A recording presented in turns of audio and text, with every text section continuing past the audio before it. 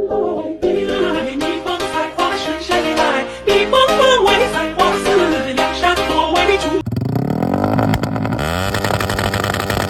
Panibagong araw, panibagong gastos naman mga boss ko. At syempre ngayon magpapalit na naman tayo ng bagong decals. Ito yung Barrio decals na naka big letter na meron ng kasamang mga strips. Sobrang sulit nga ito at hindi ka mahalan. Transparent pa. Pinabaklas na din natin ang lumang decals niya. Galing nga ito sa King Decals at ilalagay ko ang link dyan sa ilalim. At basta pag sinabi mong ilalim ay syempre nandyan yan sa comment section. Wala pa nga akong balak i-repaint itong alaga nating si Clay dahil binabiyahe nga natin ito daily. Kaya ngayon magpapalit muna tayo ng decals. Kaya pumunta tayo dito sa shop ng ating kaibigan dahil nga hindi ko kayang ikabit yung transparent. Kasi yung problema nga sa transparent na decals, kumakapit yung dumi, lalo na pag yung kamay mo ay maraming dumi.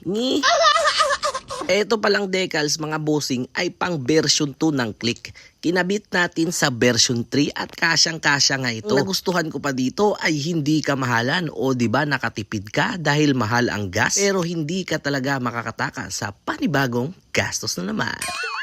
At habang kinakabit nga natin yung decals ay unti-unti na nating nakikita ang magiging itsura ni Clay. At pag umorder nga kayo nito ay may combination nitong black at white sa harapan. Pero yung nasa pakpak ay depende na sa'yo kung anong kulay ang gusto mong ibagay. At nung dumating nga tayo sa shop ay meron naman tayong dumating na sangkatutak na parcel. Ang tataas na naman ang monthly ng ating SP later.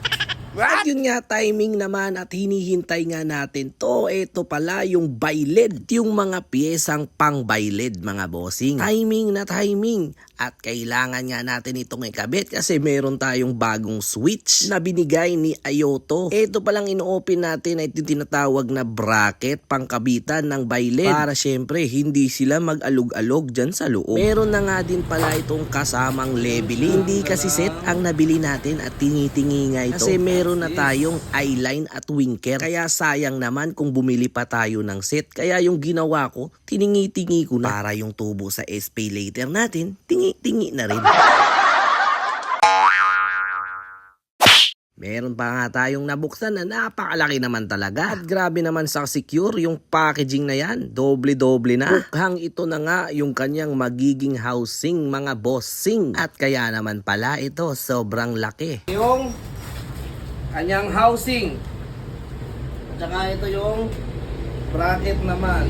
At atin na nga binubuksan ang last na packaging at syempre yun na nga yung bayled natin mga boss. Sobrang ganda nga ng packaging at sigurado namang hindi yan mababasag bossing. At ito nga ang itsura ng bayled natin mga bossing. Color blue nga daw yan at yan 24-month warranty pa. So ano pang hinihintay mo? Order ka na. Hindi yan sasakit ang iyong bulsa kasi hindi naman yan gas. Gas lang yung mahal ngayon, yung pyesa hindi. At bago matapos ang video natin, eto na ang tindigan niya ngayon.